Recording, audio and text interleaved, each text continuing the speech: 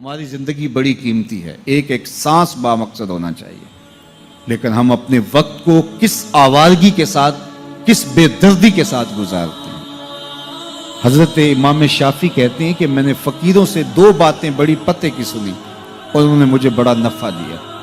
یہ بہت بڑے بزرگ ہونے کے باوجود، اتنے بڑے عالم اور فقیہ ہونے کے باوجود یہ درویشوں کی صحبت میں جا کے بیٹھتے تھے۔ حضرت امام احمد بن حنبل کو کسی نے دیکھا کہ حضرت بشر حافی کے پیچھے دوڑ رہے ہیں، تو کسی نے کہا اتنے بڑے امام ہو اور اتنے بڑے فقیہ ہو، اس فقیر سے کیا ڈھونڈتے ہو، بشر حافی سے کیا تلاش کرتے ہو؟ تو حضرت امام احمد بن حنبل نے کہا کہ احمد بن حنبل جس رب کو مانتا ہے، بشر حافی اس رب کو جانتا بھی ہے۔ تو فقیروں کی باتیں بڑی پتے کی ہوتی ہیں، تو کہتے ہیں کہ فقیروں کی دو باتوں نے، امام شافعی بولے، کہ مجھے بڑا فائدہ دیا۔ ایک تو یہ الوقت سیف قاطع، وقت کاٹ دینے والی تلوار ہے، اگر وقت کو تم کاٹو گے تو ٹھیک، ورنہ وقت تمہیں کاٹ دے گا۔ اب تمہاری مرضی ہے کہ وقت کے گھوڑے پہ تم سوار ہو کے اپنی مرضی سے وقت کو چلاؤ، یا پھر تم وقت کے رحم و کرم پہ ہو اور اس کی موجیں تمہیں جس سمت چاہیں بہا لے جائیں۔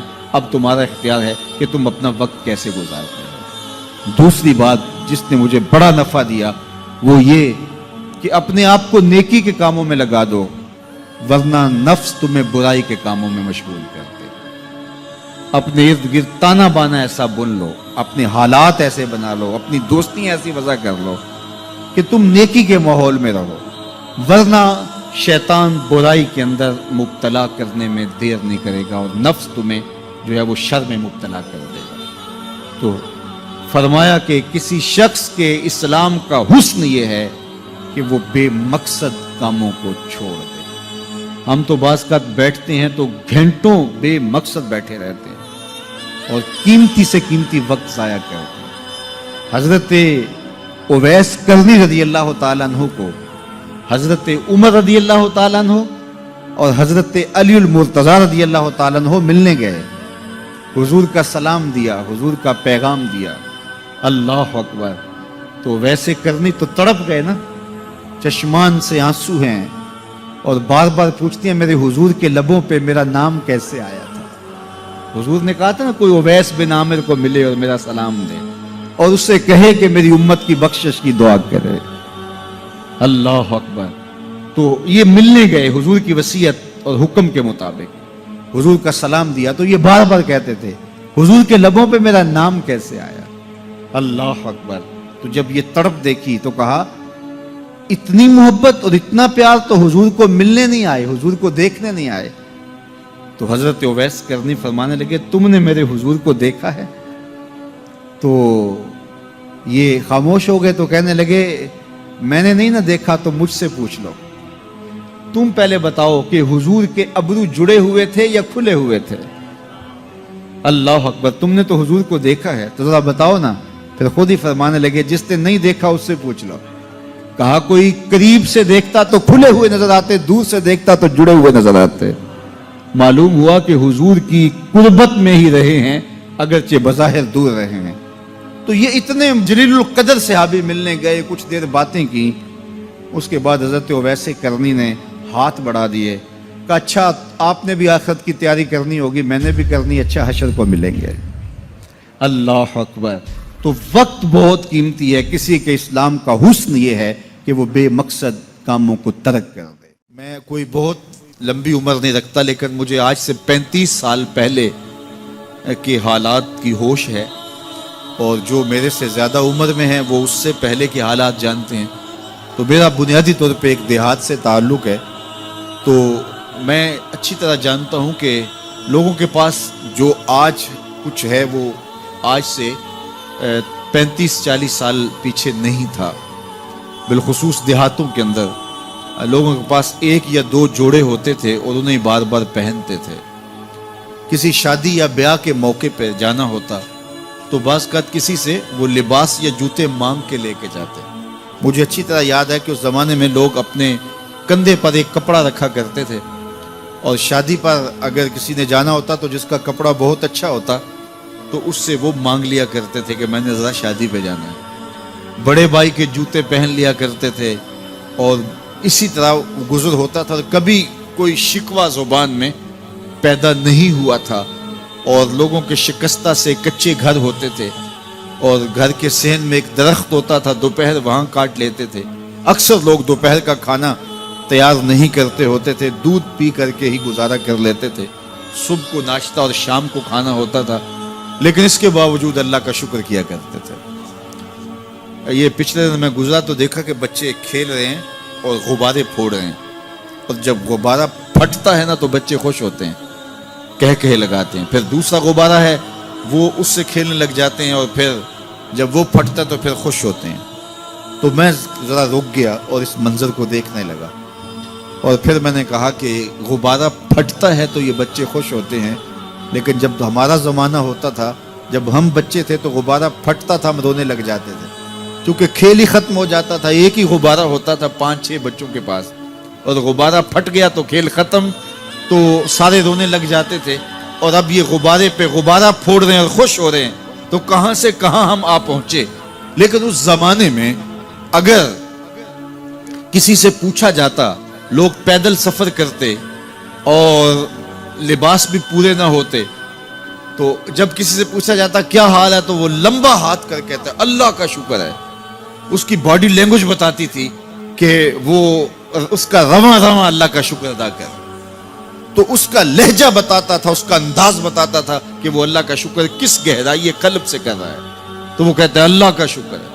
اور آج جب کہ اتنی نعمتیں لوگوں کو میسر ہیں، اتنا کچھ نصیب ہے، عالی نصب گھروں میں رہتے ہیں، لمبی لمبی گاڑیاں ہیں، سہولتیں ہیں، آسودگیاں ہیں، آسائشیں ہیں، مالی آسودگی ہے، رہائشی آسودگی ہے، کھانے پینے کے وافر سامان ہیں، ٹیبل پہ اتنے کھانے لگے ہوئے ہوتے ہیں کہ باری نہیں آتی کھانے کی، اور اس قدر لباس ہے کہ موسم گزر جاتا ہے اور بعض لباس بدلنے کی باری نہیں آتی۔ لیکن اس کے باوجود کسی سے پوچھے جناب کیا حال ہے، آسودہ حال شخص سے بھی پوچھیں تو وہ بھی بڑے آہستگی سے کہتا ہے بس چل ہی رہا ہے۔ تو وہ زمانہ تھا کہ جب لوگوں کے پاس کچھ تھا نہیں تو لمبا ہاتھ کر کے کہتے، تشکر کا لہجہ کتنا دل آویز تھا، اللہ کا شکر ہے۔ اور آج کہتے بس گزر ہو ہی رہی ہے، بس چل ہی رہا ہے، تو ناشکری بڑھتی چلی جا رہی، اتنا کچھ ہونے کے باوجود جو ہے وہ ان کا بھی چل ہی رہا ہے۔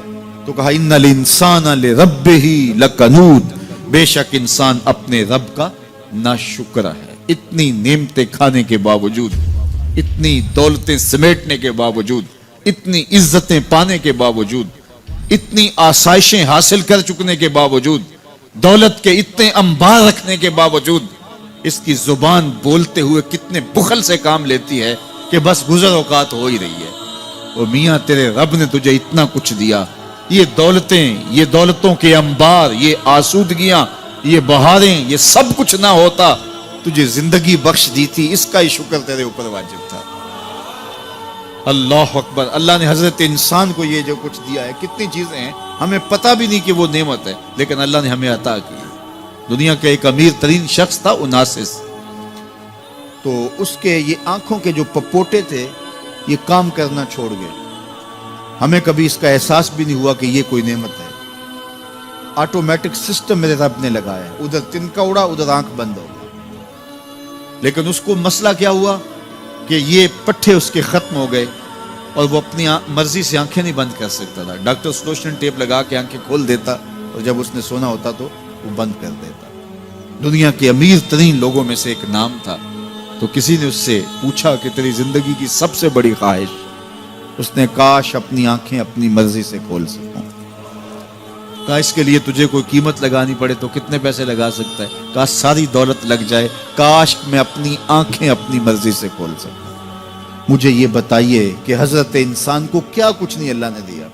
یہ لعاب ہے نا، لعاب ہم روز پھونکتے ہیں، یہ مقدار سے کچھ کم ہو جائے تو بولنے میں دقت، نظام انہضام خراب۔ یہ جو لعاب ہمارے منہ میں آتا ہے، جو ہم تھوک دیتے ہیں، یہ قدرتی گریس ہے جو بولنے میں مدد دیتی ہے، نظام انہضام کو ٹھیک رکھتی ہے۔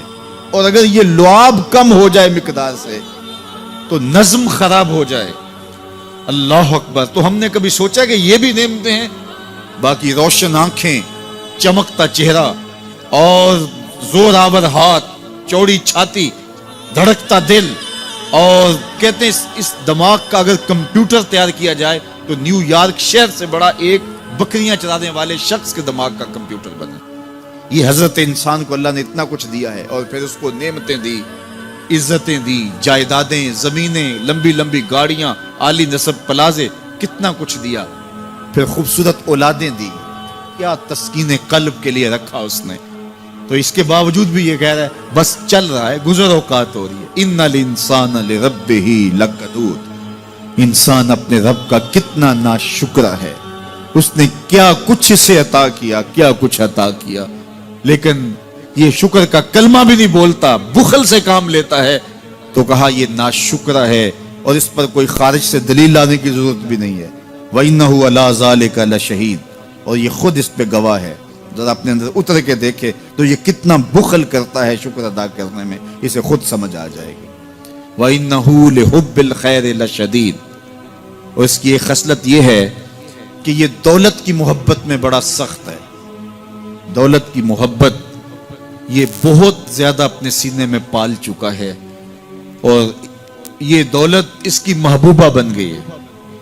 دولت تو اس کی ضرورت ہونی چاہیے تھی، لیکن اس نے اس کو اپنی محبوبہ بنا لیا۔ وَإِنَّهُ لِحُبِّ الْخَيْرِ لَشَدِيدٌ، اس کو محبت زر شدت سے ہو گئی ہے، سویر سے شام تک اس کا وظیفہ ہی یہی ہے، اس کی زندگی کے اندر منصوبے یہ چلتے ہیں۔ اللہ نے اتنا نوازا ہوا ہے، اس کی ساری زندگی آسودگی سے گزر سکتی جتنا اس کے پاس موجود ہے، لیکن اس کے باوجود ہر وقت اس کے دماغ کے فیتے پہ یہی چلتا ہے، اور یہی کہانی چلتی ہے، یہ زیادہ کیسے ہو، یہ زیادہ کیسے ہو، یہ زیادہ کیسے ہو۔ اس اضطراب نے اس کو بے چین کر دیا ہے، اور خواہش زر نے، حوث زر نے اس کا چین چھین لیا ہے، اور اتنی محبت جاگزی ہوگی اس کے دل میں کہ اللہ کی محبت کے لیے اس کے دل میں جگہ ہی نہیں بچی۔ وَإِنَّهُ لِحُبِّ الْخَيْرِ لَشَدِيدٌ، اللہ اکبر۔ اب پہلے گھوڑوں کی اداؤں کی قسمیں کی، پھر اس کے بعد حضرت انسان کی یہ جو بڑی خامیاں تھی، جو خامیاں جڑ ہیں اس کی باقی خامیوں کی، ان کو بیان کیا۔ ایک تو ناشکرا ہے، جو ملا ہے اس پہ یہ شکر ادا نہیں کرتا، حالانکہ اگر وہ شکر ادا کرے، رب کا وعدہ ہے کہ اگر تم شکر ادا کرو گے میں اور زیادہ دوں گا۔ ایک تو یہ شکر نہیں کرتا، اور دوسرا یہ ہے کہ دولت کی محبت اس کے رگو ریشہ میں رچ بس گئی ہے۔ بلکہ اللہ تعالیٰ نے ان بد نصیب لوگوں کی کہانی بیان کرتے ہوئے کہا جو دولت کو مقصود ہی بنا بیٹھے، الذی جمع مالا وعدد، یہ وہ بد نصیب لوگ ہیں جو مال کو جمع کرتے ہیں اور گنتے رہتے ہیں، بار بار حساب کرتے ہیں۔ الذی جمع مالا وعدد، مال کو جمع کیا، وعدد، اور بار بار اس کو گنتے رہے، اتنے ہو گئے، اب اتنے ہو گئے۔ اللہ کلا لینبذن فی الحطام، پہلے شرف میں الذی جمع مالا وعدد یحسب ان مالہ اخلد، یہ گمان کرتے ہیں کہ ہمارا مال ہمیں لافانی کر دے گا، مال کی کثرت سے ہم محفوظ ہو جائیں گے اور ہمارا کچھ نہیں بگڑے گا، دولت اتنی ہوگی تو ہم ہر طرح سے حفاظتوں کے ساتھ میں آ جائیں گے، ہمارا مال ہمیں لافانی کر دے گا۔ یحسب ان مالہ اخلد، اللہ تعالیٰ نے فرمایا کلا، ایسا ہرگز نہیں ہے، یہ تمہاری بھول ہے کہ مال تمہیں لافانی کر دے گا، مال تمہیں مرنے نہیں دے گا، مال تمہیں محفوظ کر دے گا، کلا، ایسا ہرگز نہیں ہے، بلکہ کیا ہے، لَيُنبَذَنَّ فِي الْحُطَمَةِ، ہم تمہیں پکڑ کے آگ میں ڈال دیں گے۔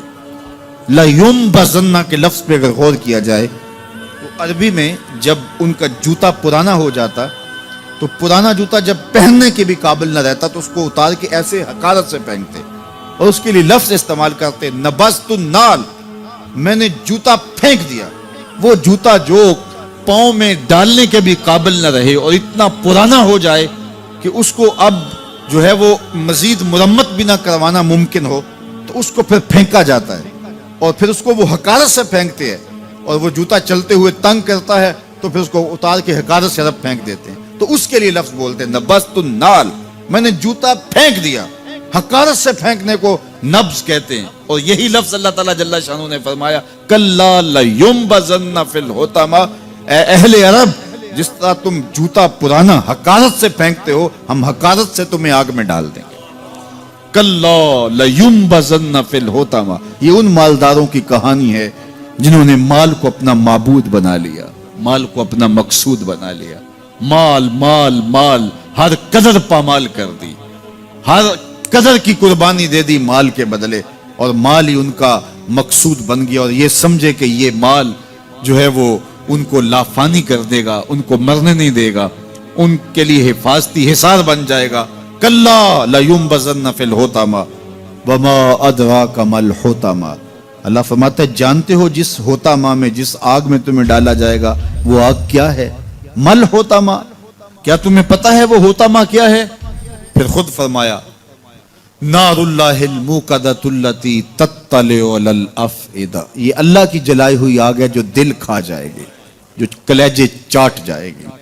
تو حب زر, یہ حب دولت اور حب دنیا, یہ تمام برائیوں کی جڑ ہے. تو اس لیے اپنے اندر سے محبت زر کو نکالنے کی کوشش کیجئے اگر کہیں آپ کو داخل ہوتی محسوس ہو رہی ہے. اور حب دولت کو نکالنے کے لیے زکوٰۃ, صدقات, اسلام نے ہمیں یہ نظم دی ہے.